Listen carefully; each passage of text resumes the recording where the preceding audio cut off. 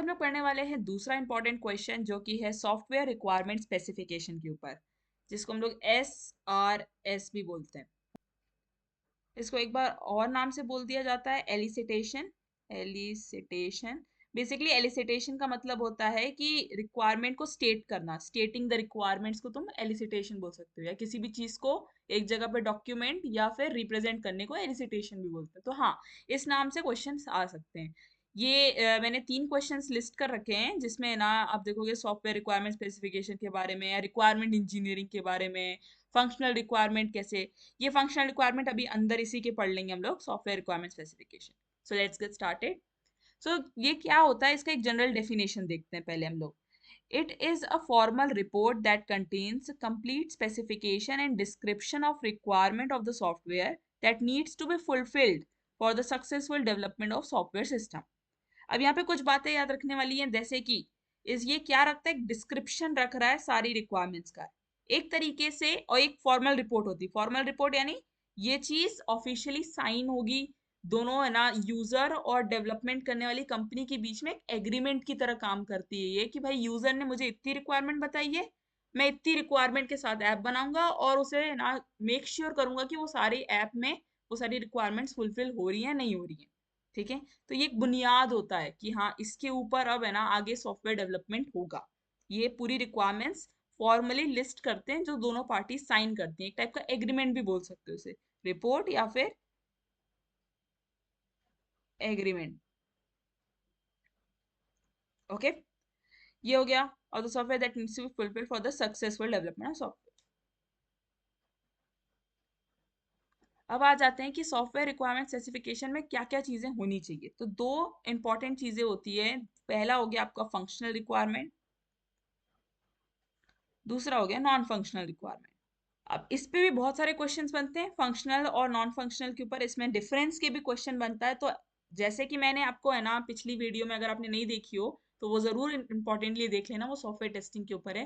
तो मैंने white box और ब्लैक बॉक्स टेस्टिंग में डिफरेंस करके बताया था, जिससे आप दोनों पे इंडिविजुअली भी लिख सकते हो या डिफरेंस करके भी लिख सकते हो। वैसे ही मैं फंक्शनल और नॉन फंक्शनल को भी एज अ डिफरेंस करके बताऊंगी आपको। Starting with functional requirement.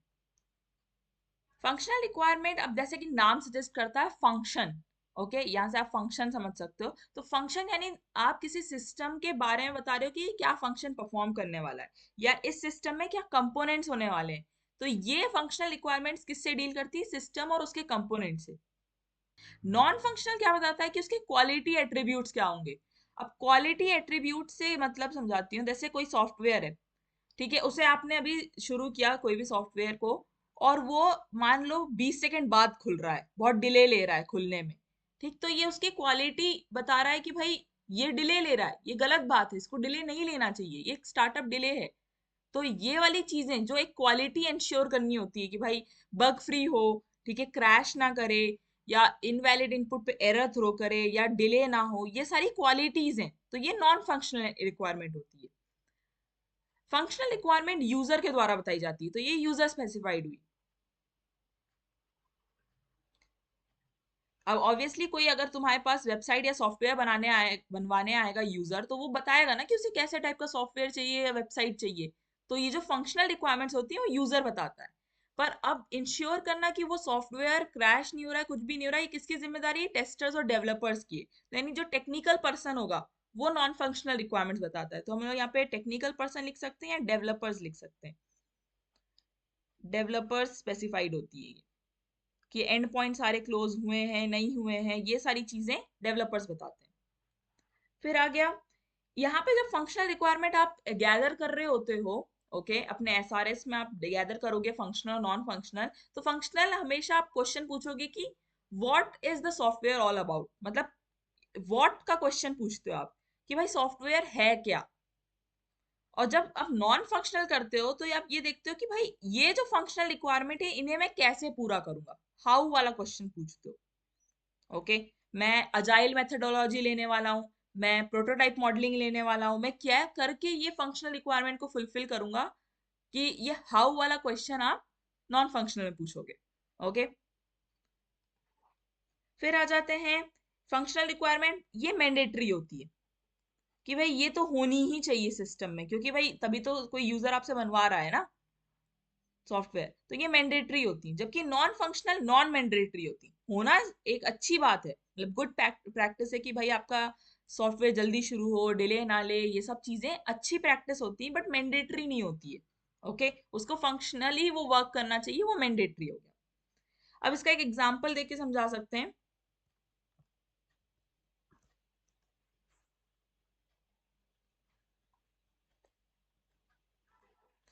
Example की ईमेल वेरिफिकेशन कराना है। ओके, तो ईमेल वेरिफिकेशन कराना एक टाइप का फंक्शनल रिक्वायरमेंट है कि भाई ईमेल वेरीफाइड होने चाहिए। पर अब ईमेल भेजने में 12 सेकेंड से ज्यादा का डिले ना हो, ये एक नॉन फंक्शनल रिक्वायरमेंट है। ओके, तो अब मेरे अनुसार क्लियर हो गया होगा आप लोगों को कि फंक्शनल और नॉन फंक्शनल रिक्वायरमेंट्स क्या होती हैं।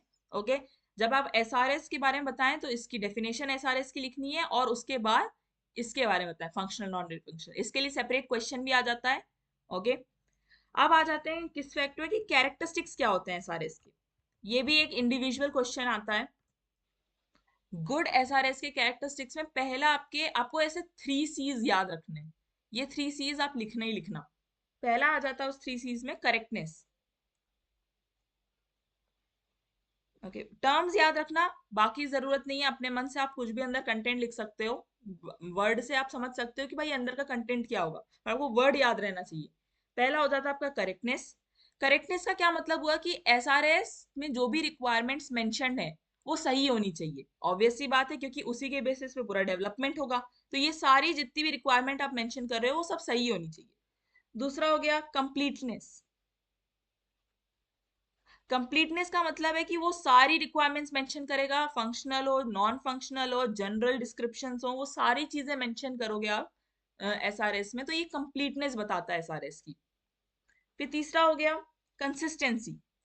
कंसिस्टेंसी का मतलब है कि अगर मान लो मैंने एक टाइप की फॉर्मेटिंग करी है, जैसे आप मेजर प्रोजेक्ट बनाते हो, ये सब बनाते हो, माइनर मेजर प्रोजेक्ट्स, तो इसमें एक फॉर्मेटिंग दी जाती है ना आपको कि हेडिंग 14 की होगी, ठीक है, सब हेडिंग्स आपकी 12 की हो जाएंगी। तो ये फॉन्ट साइज की एक फॉर्मेट हो गया। तो ये फॉर्मेट पूरे एसआरएस में फॉलो होना चाहिए। टर्मिनोलॉजी जैसे समझ लो ALU अर्थमेटिक लॉजिक यूनिट, एक जगह मैंने अगर ये एब्रीविएशन यूज किया है तो हर जगह मैं यही सेम एब्रीविएशन यूज करूंगी। ओके, मैं एब्रीविएशन चेंज नहीं कर सकती बीच में। तो ये कंसिस्टेंसी इन टर्मिनोलॉजी और फॉर्मेटिंग के बेस पे बोली जाती है। फिर हो गया फोर्थ, हो गया आपकी एम्बिग्यूटी फ्री। एम्बिग्यूटी फ्री या अनएम्बिग्यूअस भी बोल सकते हो आप इसे।